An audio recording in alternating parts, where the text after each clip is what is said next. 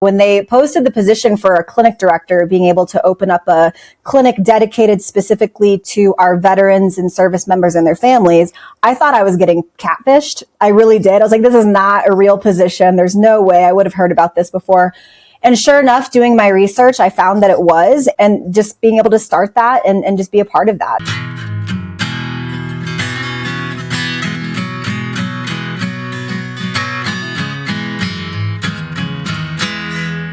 Hey, welcome to 10X Your Team with Cam and Otis. We're a father-son leadership podcast where we talk with other lifelong learners about making an impact and solving big problems. And you'd think with all the BSing I've done already this morning that my tongue would be warmed up and the roof of my mouth wouldn't be sticky and the tongue wouldn't stick to it. But you know what? There's a sweet spot. I gotta work on my nose breathing. Maybe get some of that special electric tape that you put on your mouth to tape your mouth shut so that you can. That's some weird shit. I used to be into that, Cam. I know you'll never experience that, son. Sorry. The amount of friends who would call me and be like, hey, Cam, I know you're a mouth breather. You should just try this. I can't breathe if I do that. I'm not the type that it's just in my head. Yeah, I love that they think of you first. Just in my head. I mean, I'm sure there's some fine print safety. If you cannot breathe through your nose, if you literally can't breathe out your nose, yeah. Hello, folks. There's your PSA from the Cam and Otis show. Throwback right there, so that we make sure. Oh, yeah. And this, you know what else is funny? This ain't nothing. What I was thinking about 2 minutes before we came on about what I'm going to say in this part of the show, and that just shows you, folks, you never know what the hell Otis is going to say. You just know that it ain't going to be cursing in the first few minutes. You already said shit. You messed that up. I need to call you out. That's shit. Oh. You said the mouth tape was some weird shit 45-second mark. So I don't know how long. Is that a new record? I was going to say, yeah. No, I can guarantee you it ain't a record. Holy crap. Dadgummit. All right. Well, we got to start. You know how in the manufacturer businesses, big companies, construction, stuff like that, they got the big sign up there. How many days since last workday injury or whatever? Well, yep. we probably need a counter for how many shows since Otis cussed in the first 2 minutes of the show. So, yeah, we were doing well. We were doing well there for a while. Damn, man. Well, I'll talk to Justine. We'll make sure, because we always cut the clip and put it before the intro song and all that. Amy, we're just going to cut like a 2-minute clip of you, make it nice and long so we can get a buffer there. So yeah, if you need me to do like a song and dance, let me know. Yeah. Perfect. There we go. Yeah. Anything to please the algorithm gods over at YouTube. Perfect. Yeah. Daggum. Well, hell, I might as well get on with it then, because our good friend Amy's joining us. She and I were just reflecting back. I'm sure you were, because we didn't say it vocally, on when we met at Building 3 Coffee. And I'd say my brother Sean at Building 3. This show is brought to you by him, but I pay for my coffee. He doesn't give it to me for free because I love him, and I want his kids to grow up and be able to have clothes and shoes on their feet. So I pay for my coffee when I go to Building 3. But Amy, it is great to see you. Happy to have you here. Thank you so much for having me. Y'all appreciate it. Yeah, and you know, Amy, one of the things I've thought about many times, and I'm coming back around to this, is the fact that you are a military brat. I am. And you turned around and are using that lifestyle that you grew up in to give back to the veterans. So first off, I want to say thank you for doing that. Aw, thank you. Yeah. And secondly is you must have had a good experience growing up in that household. Can you share with us something that just kind of made you come back around to give back? Yeah, absolutely. So, you know, I was I'm born a proud Air Force military brat. My dad, he was in for 21 years. And so I was born in Sacramento, California. And I didn't have as many moves, I think, as the typical military that was my next question. had. Yeah, it wasn't as bad. Was born in California, got to live in Japan. That's where I learned how to ski. And so I am thanking my lucky stars because that's the best place to learn how to ski. And then we moved to North Dakota, Grand Forks, North Dakota. And I think I told Otis this when I met him, but essentially my mom was like, all right, honey, either you retire or we retire you. So that got us out of there pretty quick.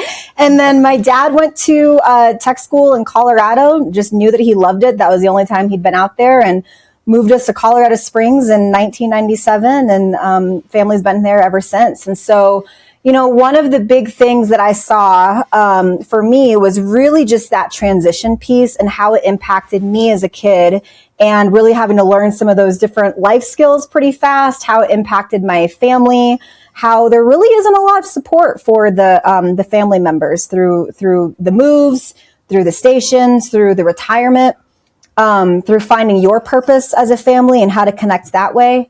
And being able to combine that piece with access to mental health care were just two of my biggest passions. And living in beautiful Colorado Springs and such a rich military community, I can't think of a better place to be able to do the work. So that's a little bit about my why.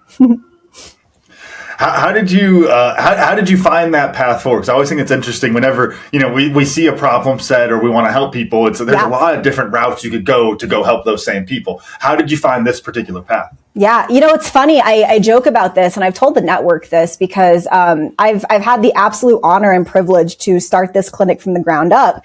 And so being a Colorado Springs local, not a native. I know there's a difference, right? But I've known every mental health gig, you know, under the sun here. And so when they posted the position for a clinic director, being able to open up a clinic dedicated specifically to our veterans and service members and their families, I thought I was getting catfished. I really did. I was like, this is not a real position. There's no way I would have heard about this before.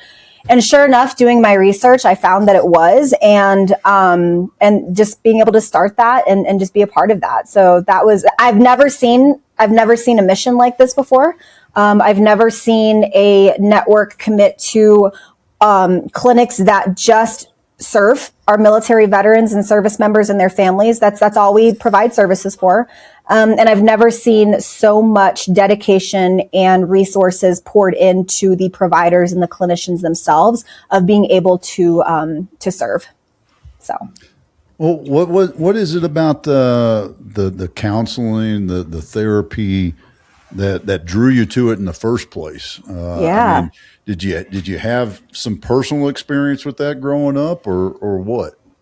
No, moving to North Dakota was great. You had to leave all your friends. I'm sure it was wonderful. Oh, yeah. Come on, Dad. I mean, clearly going from Misawa, Japan to Grand Forks, North Dakota was a step up. So, no.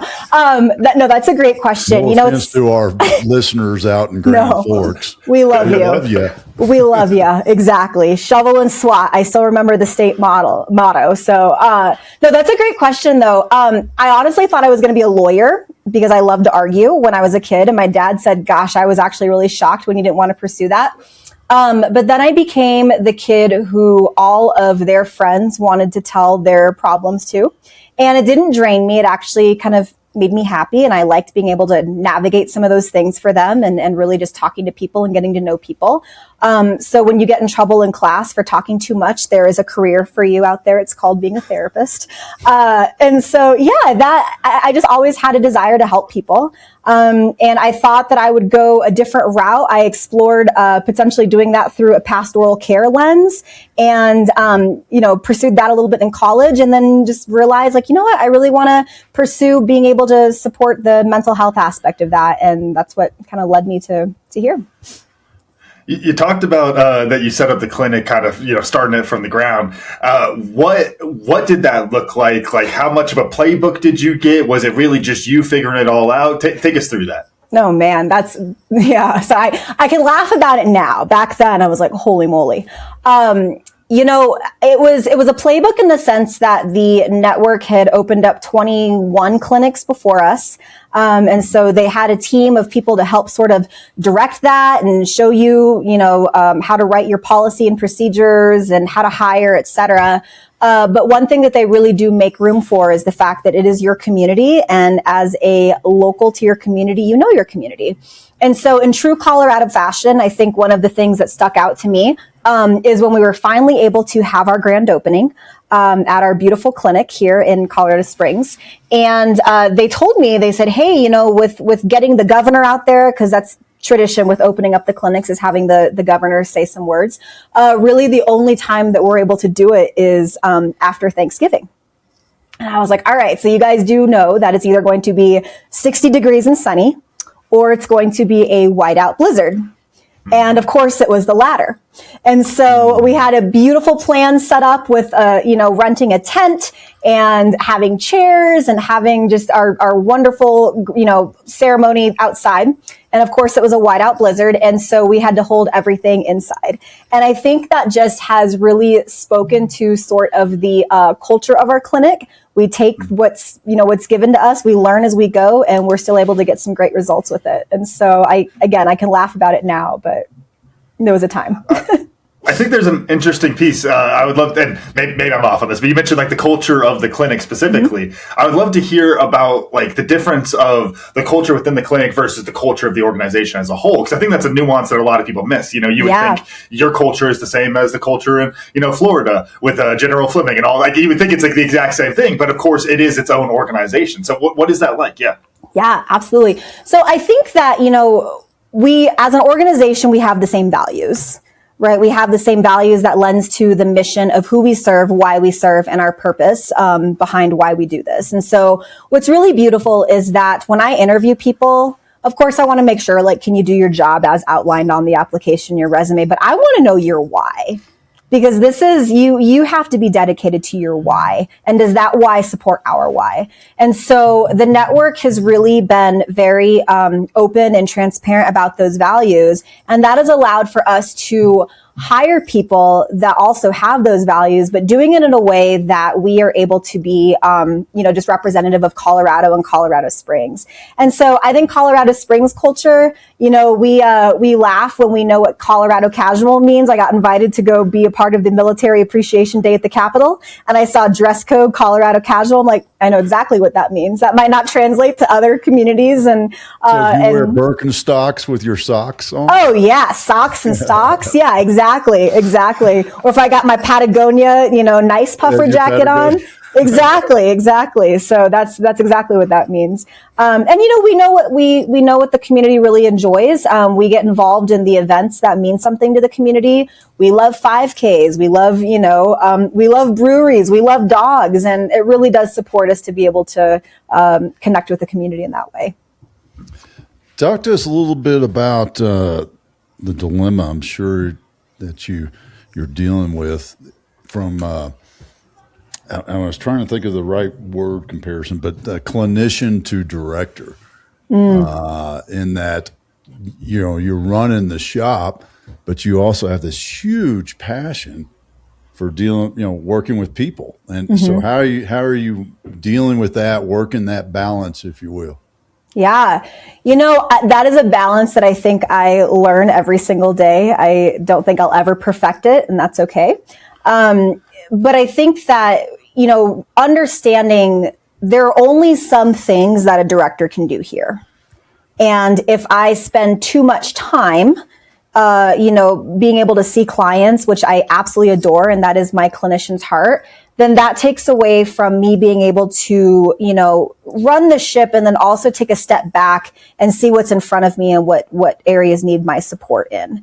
On the flip side, if I don't spend enough time with my clients and being able to understand the heart of the issues and keeping a finger on the pulse of what's going on in my community, as well as what my clinicians are going through too, that's a balance that has to be struck. And so if they're like, Amy, our EHR, our electronic health record system, our notes suck, like what's going on? I don't ever want to be the director who's like, well, just restart your computer, when that's not the solution, because I have no idea what it is. right? Like I want to be able to speak to that as well. So it's a different blend. It's a different blend that, looks to be something different every single day, and just trying to navigate it as it comes.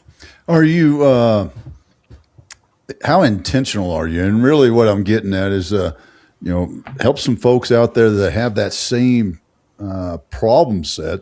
And I mean, because it's every entrepreneur truthfully deals with it in some form or fashion. Man, I love this thing that I'm doing.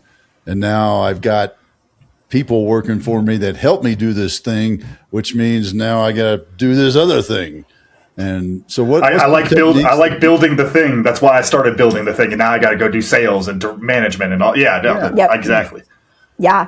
I think going back to our values conversation, right, is that your values can come out in so many different areas. And so if I have the value of being able to teach and pour in and support, that can come from me supervising my clinicians and my staff. And that can also come from me being a clinician myself and being able to support and help guide my clients. Right. And so if I'm able to identify the value that I'm still able to relate with and really practice on that everyday basis, even though it might look different every single day, that's kind of my North Star. And that's what guides me. Are there some ways that value comes out that aren't my favorite? Absolutely. Sometimes that comes in the way of billing and data reports that just kind of stack up, and I know I just have to roll up my sleeves and get to it. But it does lend to the value of being able to operate and be a resource to those in the community, right? And the second thing that I do is I really check in to see, with my values, what does it look like when my value is strengthened? And what does it look like when I feel depleted? And so if I have a value of wanting to support others, and that looks, when it's strengthened, it looks like I am just able to have these rock star sessions. I'm able to be patient with my staff. We're able to navigate the muddy waters and laugh about it and maybe still do a happy hour after the end of the week. That's when I'm strengthened. When it's depleted, I start to feel overstretched. I start to feel, thin in what I'm able to do. And so that's when I have to take a pause and ask, like, what am I actually able to do right now? And how do I strengthen my values moving forward? What about just the energy aspect of it? Like you mentioned, like being energized by those conversations, and you're having less of those conversations naturally now. And this is the moment where like a lot of entrepreneurs would look and say, well, I am facilitating, 10 times the conversation that I could be having by myself, and which is a great thing to say. And it's very true.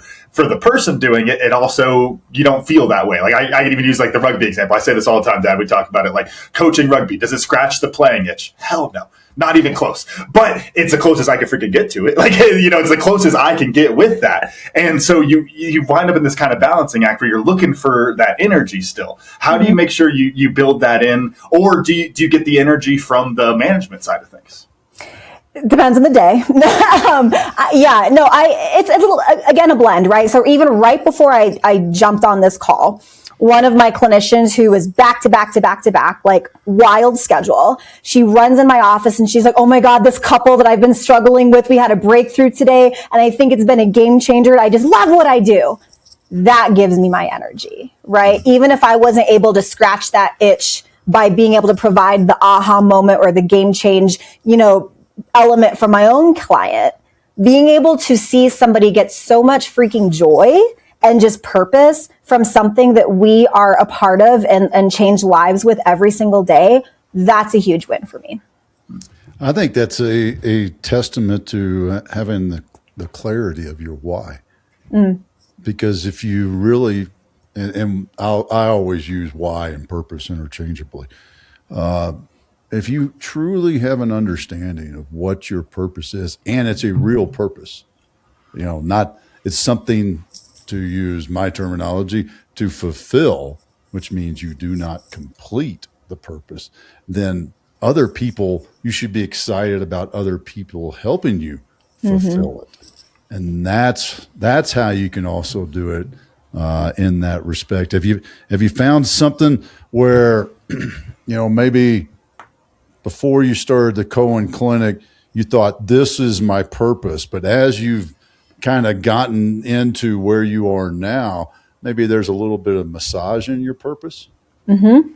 Yeah. I think that, prior to this, this position as a director, I think that, when I was a supervisor for a clinic and when I was a manager for a program, my responsibilities sort of hit this ceiling in terms of like, okay, I could guide my teams, I could explain the why, but when it came to being able to think outside the box and from a developmental lens, that's where I was capped.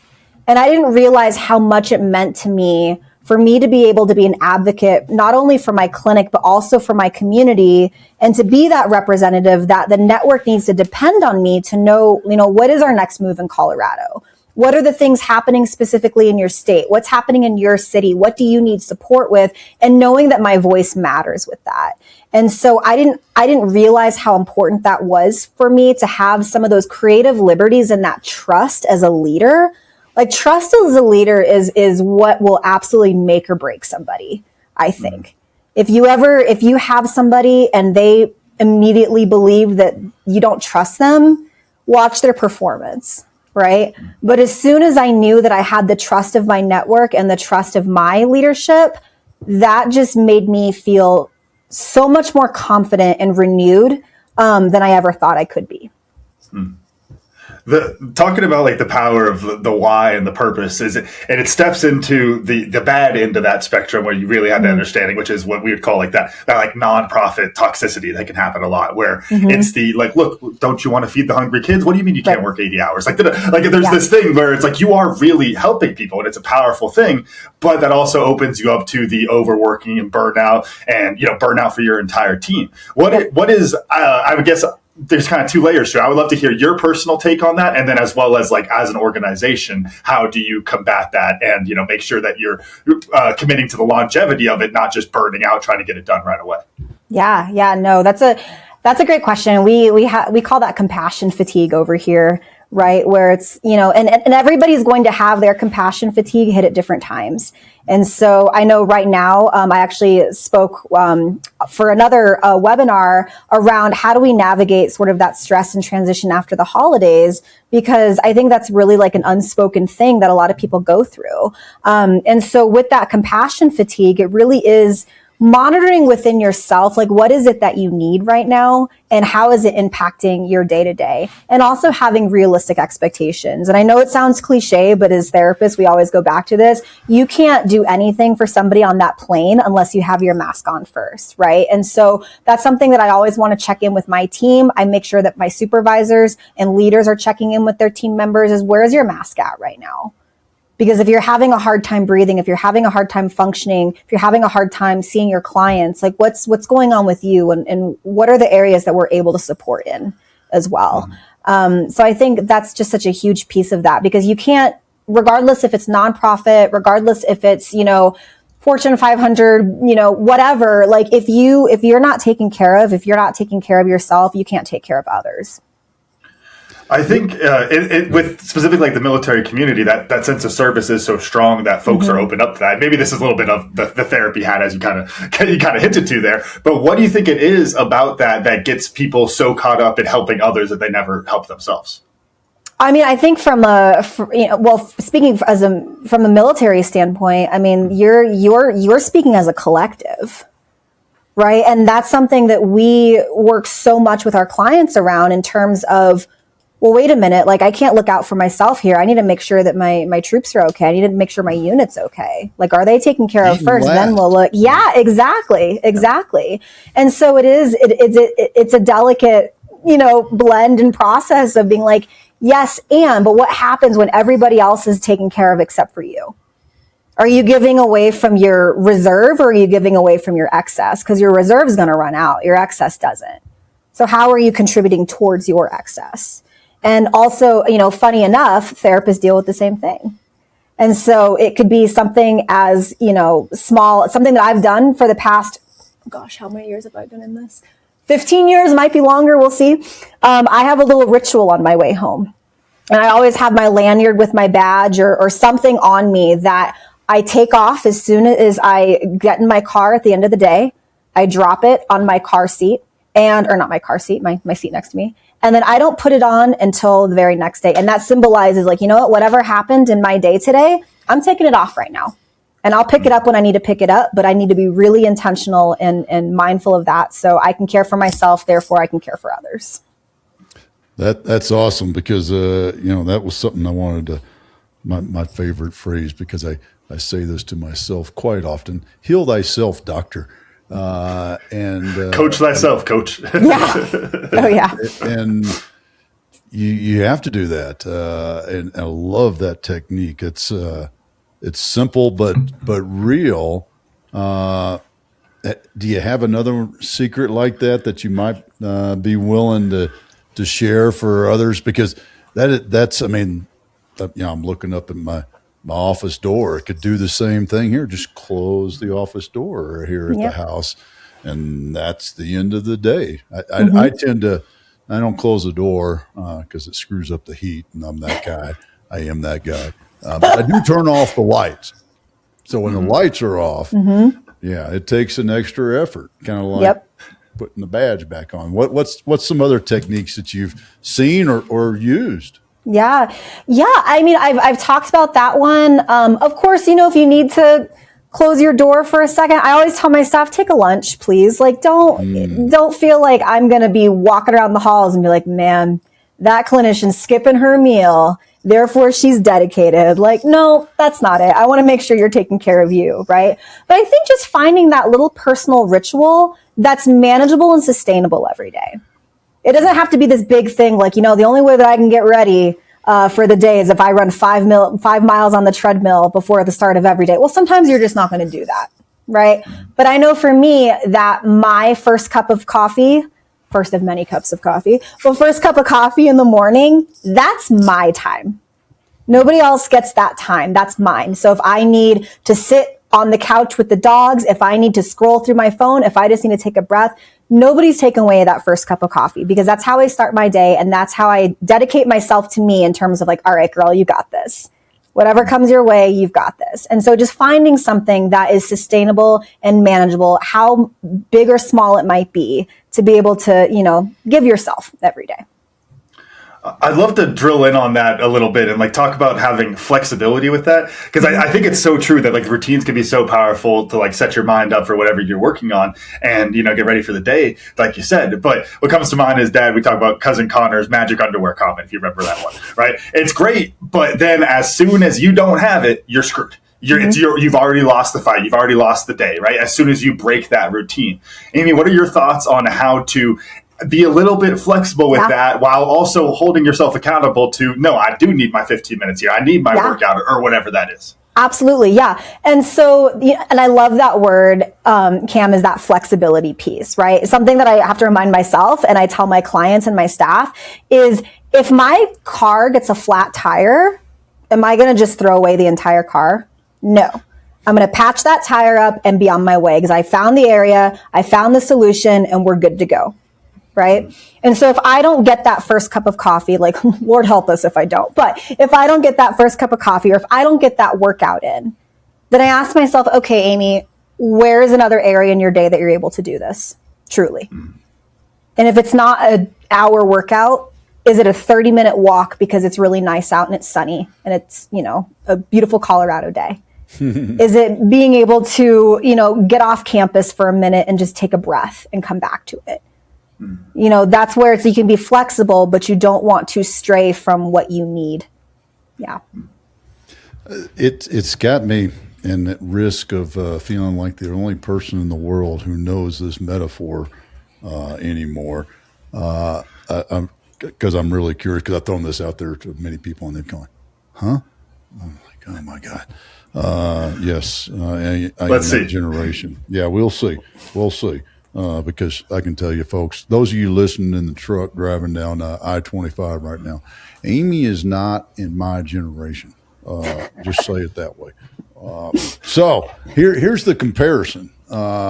Using Camden's metaphor, Cousin Connor's magic underwear, and here it is, folks. Dumbo's feather. All right, I'm seeing Camden has no freaking clue. I'm a bad dad. I know Dumbo's an elephant. I got that. I don't know if I've ever seen Dumbo, honestly. Yep, that's why. I'll blame that on Mom. She wouldn't buy that. Let's talk Scooby-Doo metaphors, Dad. Come on. Well, all right, Scooby snacks. But what do you see a difference in that? The Dumbo's feather, where, and Amy, do you know Dumbo's feather? I'm like going back to my Disney VHS collection, and I remember the feather gave him some kind of power or belief of a power, right? Yes. Okay. Okay. Thank you. All right. She probably had to learn that in psychology history or something. It was actually on my licensure exam. Oh, geez, folks, I'm going to have to change that metaphor. But yes, it is 100%. So Dumbo had the magic feather that he thought he had to have hold of in order to fly. Yes, Dumbo was the flying elephant, folks, if you didn't know that. Otis is just digging a hole here today. But I'm just loved your thought on that. It's the baseball player who wears the same pair of socks, because of the ritual, versus the magic thing that enables me to do something more. I think that's a good question. I think that, and it lends to the flexibility piece, right? Because at the end of the day, do we know that if I don't get that cup of coffee in the morning, that everything else is just going to be trash and like I won't be able to function? No. Right? The power lies in the choice of what kind of day am I going to make it. And it doesn't mean that I have to have the pressure to make it the best day ever, but it means that I have to choose whether or not I'm going to show up. Just like Dumbo had to show up whether or not he had his feather. That's just like the baseball player with the same pair of stinky socks has to show up still to play the game. And that's where we have to be flexible enough to know, like, am I still going to show up regardless what throws my way or what's thrown my way? It makes me think of something in terms of like the mindset shift of like who you want to be, and the whole idea of it's like you have to start acting like that now to kind of start building that confidence, and how helpful it can be. I would love to hear your perspective on that, Amy, because I think that's one of those. It can be very powerful, but also it can feel a bit weird to like I'm going to be a CEO one day, so I'm acting like a CEO right now. It can definitely get weird there, but there is some power to that mechanism at the same time. I'd love to hear your thoughts on that. Oh, that might be something I'm still trying to figure out. And it is like a day-to-day, and there are some things where I feel absolutely like more like a clinician than I do a director. Sometimes I feel like I know the most I've ever known ever in my whole career. And some days I feel like, oh my gosh, I have such a learning curve when it comes to these things. And I feel like I am back to square one. And I think it's taking it as it comes. And again, going back to values, because I love talking about values, but the value that you have, whether it is your very first day. I mean, I think back to my very first day as a graduate student, and I'll never forget sitting there and watching this slideshow of like, this is what graduation is going to look like. And I'm like, oh my gosh, those 2 years are never going to get here. I'm never going to graduate. And here I am millions of years later. I'm like, oh, I am running a clinic. But my values haven't changed. My why hasn't changed. My purpose hasn't changed. And I think it just shifts depending on what your goals are. Whether it's like, I want to be a CEO one day, or I want to have my own business one day. Like you have to be so secure and knowing of what your why is, because that's going to guide you through those different kinds of shifts. That's that's amazing. And yes, Camden, that distracted me too. And then my mouse was dead. So, because we're having a good conversation, so I didn't even hit the mute button, but the dogs are done barking, so we're okay. He's got to get his word in every once in a while. He's a therapy dog, so this is his conversation. Yeah, that's right. He wants to something to say. Get in and make a comment. That's right. He's a therapy dog. He gives you therapy by laying on your feet. Yep. Sometimes it's what you need. Yep. In the wintertime especially, exactly. Yeah. You're wearing those socks and stocks over there, he knows. Yeah. So I want to jump into something that I think is hell, I'm at least curious about it, and that's mental health, and it's the stigma around it that's no longer a stigma. I think is what I'm getting at, and I think I'll just leave it at that because I have other comments, but I want to understand what's that been like, especially from military aspect and even more narrow my guys in the special ops world, how that's shifted into not being a wacko crazy nut, but being a normal nut. An everyday nut like all of us, right? Yeah. I do have to speak to the actions and the intentions that I do see in the leadership within the installations that I've worked closely with. And again, in Colorado Springs, we have lots of them here. And regardless of belief systems, regardless around where we are with agreeing on most things, I think one of the most consistent things that I've seen agreement and really wanting to focus in on is the mental health of our military members and our veterans. And so, when I have these meetings with the installations, and the number one thing they ask me is, how has it been for our folks to come in and see you? What are the barriers? What are you hearing as some of those concerns? And I'm able to let them know, like, hey, things like security clearances, they're nervous about that. And immediately they're like, nope, we're going to go talk to the people who are responsible for directing them and make sure that they know that this is not going to be compromised, et cetera.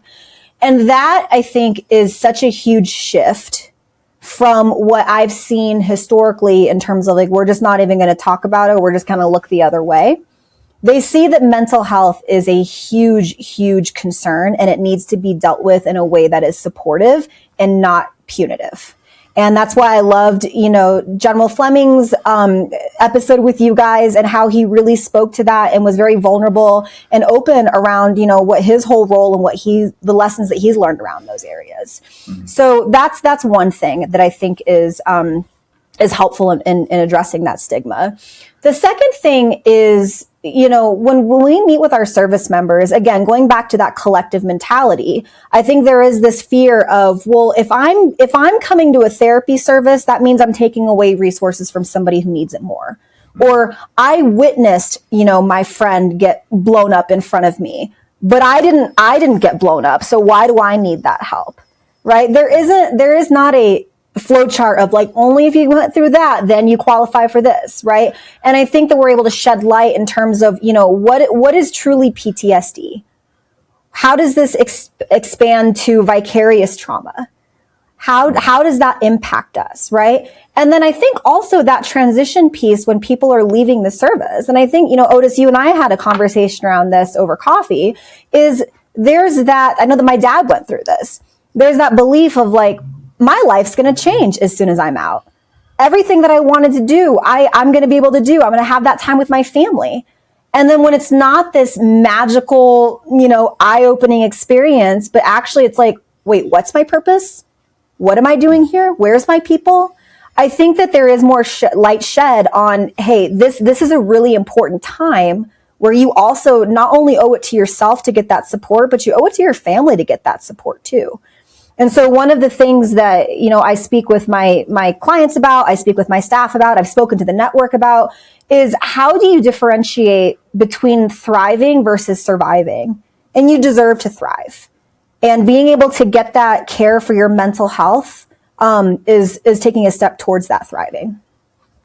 One thing you mentioned, our conversation with General Fleming, one thing that I thought was really interesting with that was he talked about not just focusing on veterans and people who are already out, but also being proactive with folks who are still in, the whole phrase of river's easiest to cross as its source, right? We want to, the earlier you address things, the more easily they are addressed. Could you talk some about like what that looks like in terms of prevention and trying to get this done earlier? Because I think that's one of the things, when we talk problem solving on this show all all the time. The Band-Aid stuff is good and we need it, but gosh, the prevention stuff is so much better and it solves the problem in a much better way. Could you talk some about that piece of the equation rather than the, saying Band-Aid always makes it sound so much worse, but the Band-Aid end of the spectrum? Yeah. I mean, I always introduce it in terms of, we really want to be proactive versus reactive, right? So let's be proactivity looks like exactly what you were saying. You're going to be transitioning out in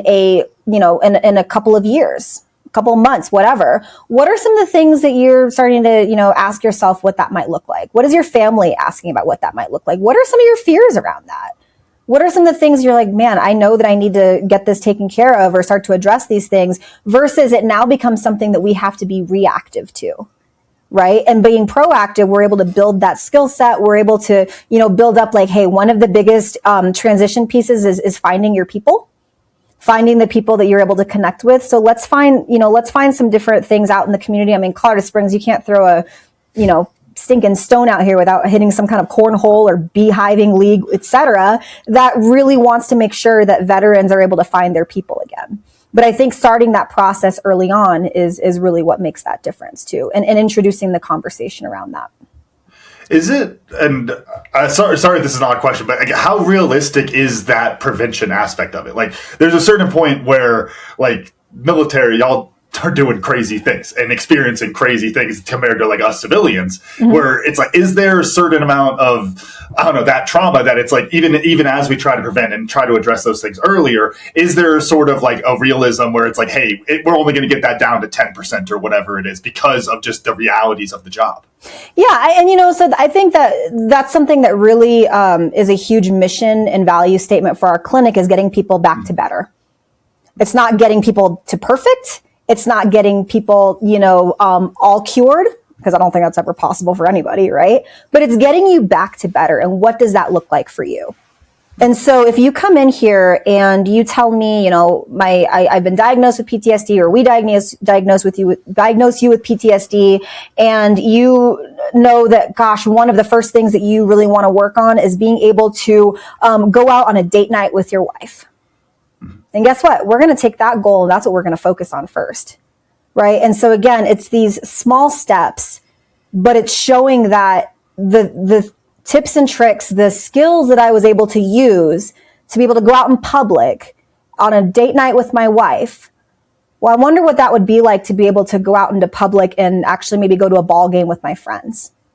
I wonder what that would be like to be able to maybe, not have to sacrifice my sleep every single day because I'm just like super heightened and elevated, right? How can we take that and continue to see this is what's worked for me, and this is how I can continue to pour in and strengthen into what's worked with me and take it step by step. And again, going back to the conversation around flexibility, right? And being able to see those successful steps and the progress you're able to make through that. I want to stay on and reframe that Camden's question, because I am very curious about it, because I've always found it interesting knowing a lot of guys that I know and things that they've experienced. Is there a left of bang, and this is very theoretical, a left of bang corrective or training aspect that is being studied or practiced or implemented so that we, have less of the PTSD from combat operations? You can't help the rest of the world because of the rest of the world.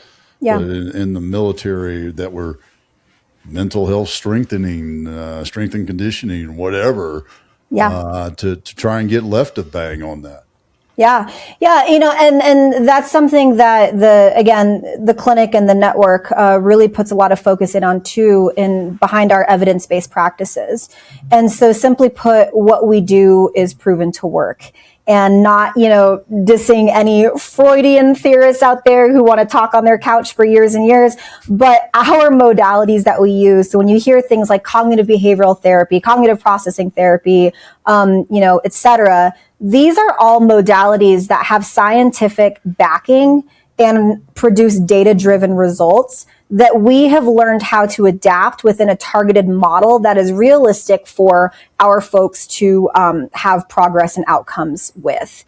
And so the way that we do track that is we use weekly assessments to see like, hey, is this modality, is this focus of treatment, are the goals that you've listed on your treatment plan, et cetera, is this working for you? And even if they're like, I have no idea, like numbers don't lie. And they get really excited about that. It's just like I get excited when I go to the doctor and they're like, your blood sugar's still low. You know, you're doing something right. Like, yes, even if I don't feel it every day, I'm making good decisions. I'm practicing what I know. Same thing with the, modalities that we use. And that's the beauty of, again, an organization that is committed and dedicated specifically to our military community, is being able to pour resources and research into what are the things that are going to yield and produce the outcomes needed for our service members and our veterans to live the life that they deserve to live after protecting us every single day. So has there been, because I know every once in a while I get the opportunity to go back and visit the boys and see some of the stuff they're doing, and it's phenomenal what they're doing in the operational aspect, and a little bit of mental. Is some of that stuff transitioning into getting, General Fleming and I talked about the fact of, I might have handled a situation differently if I'd understood the whole mental thing going on, the bigger picture. Is that becoming, are you seeing some of that getting integrated into the military? Yeah, I think so. I think that when people, you look at the whole person and just the elements that make a person, right? And so when you show up to work every day and you realize that, underneath the tip of the iceberg, you are dealing with relationships with your partner, your kids failing out of school, they're not adjusting to something as well as you thought they would. And all these different things are all underneath your work self and the day that you're trying to get through. And I think that, prior to, there was that belief of like, I just don't, I'm just not going to say anything. I'm just not going to say anything. Nobody asked me about it. Like, let's go. Versus like, well, wait a minute. Things look a little different. And I'm truly trying to approach this from a way of being supportive and seeing what can we do next. And so I think ways that we've been able to do that, not only again from the service member element, but also for the family support. Like my case manager goes out to pre-separation briefings on Peterson, once every couple of weeks to talk to family members about like, hey, these resources are here and available for you and your service member before they depart from service. And so being able to, again, approach it like that and then having the permission and the support around those things are huge. And I do see a shift in that for sure. I definitely see a shift from, when my dad was in. Because I think I talked to him. I was like on our way up to Monarch. I was like, what support around mental health was available for you? And he's like, not much. So. Mental what? Mental what? Yeah. Yeah, that was... In his day, which I'm guessing is very similar to my day, you lose your clearance. That's the first thing. Yeah. And that means you lost your job. Right. So, yeah, there's a lot of hush-hush, suck it up, buttercup counseling sessions that went on in those days. And you know what? That might have led to some of the other things that we deal with in the long run, and back to my left of bang sort of thing. And I'm just gonna reiterate as what I learned, the something physical that can separate. We always talk about a driving purpose. There's only one you, and the you that's at work is the same you that's, at home and all that. However, you can put that stuff on the shelf through a choice, and your technique is awesome. The physical aspect of just take that lanyard off and put it on the chair, because it'll be there. And guess where that lanyard will be in the morning? right there on that chair. So I love that technique, and that's what I learned today. Cam, how about you? What'd you learn? That was one I had written down of. I immediately thought of when I get back from practice. You got to have a backup because I'm going to steal the good one. I do have a backup. I was going to do a double whammy, but instead I'm going to build off of yours and then hit my own. So we're all right there. I have the right to do a double whammy every now and then, Dad. Come on. But no, I do the same. Every time I get back from practice, I take off the whistle and go put it by the car keys. And I think it's like, gosh, that is something to not dwell on those things as I'm going to have dinner with, Jessica and Clem. And it's like, no, instead leave that there and quit letting the mind chase all those things, right? So that was what I was thinking. But the other one, I'm going to go back to the intro. And Dad, you were talking about what you pay for your coffee because you like their family and you like their kids. And I think that is one of those just little small business lessons that is just so freaking good. It's like, why do I pay for it? Come on, Otis, you're not going to cut me a deal. It's like, well, don't you want his kids to go to school or something? Want to have shoes on their feet? Those kind of things. Like you gotta reframe that a little bit. So I think that's a great one. Awesome. Amy, how about you? What'd you learn? Man, Dumbo's magic feather brought me back. But aside from that, I love what you said, Cam, around just that piece of scratching the coach's itch. And, really, again, even if you wanting to make a difference every day as a leader doesn't look the same as it did several years ago, that's okay. And being able to find how, this is how it's translated into today, and moving forward. And as long as that purpose is still there, then, hey, we're going the right direction. Awesome. Amy, how do folks follow you, contact you, and learn more about the Stephen A. Cohen Military Family Clinic at Red Rock? And if I didn't have that written down right in front of me, I never would have gotten it out. That's all right. Very long title. It is how do folks find out about it? It was a ridiculously long name. The easiest way is if you just look up CohenVeteransNetwork.org, and it'll take you to a page called Find Your Care. And the beauty of this is that if y'all in Colorado are listening, this is awesome. You can find the Colorado Springs Clinic and be able to reach out to us via email around what you're looking for. But if you're living in another state and we have a clinic physically located there, there's a drop down available for you to see what state you're needing services in and go from that way. But that's the easiest way to find us and get started. What's that link again? It's CohenVeteransNetwork.org. Awesome. Amy, thank you so much for your time today. It was a lot of fun. Great. Loved it. Camden, run us out. Hey, and the dogs are barking again. Of course, right in time for the outro, but that's all right. So thank y'all for listening to today's episode of 10X Your Team with Cam and Otis. And a special thanks to our guest, Amy Moore, for joining us today. Remember, you can watch full episodes of the show on YouTube at 10X Your Team. And if you enjoyed today's episode, please make sure to pass it along to other lifelong learners in your tribe so they can enjoy it too. Follow us on Facebook, Instagram, and LinkedIn. As always, that full archive of episodes available at www.10xyourteam.net. Thanks again, and we'll see y'all next time.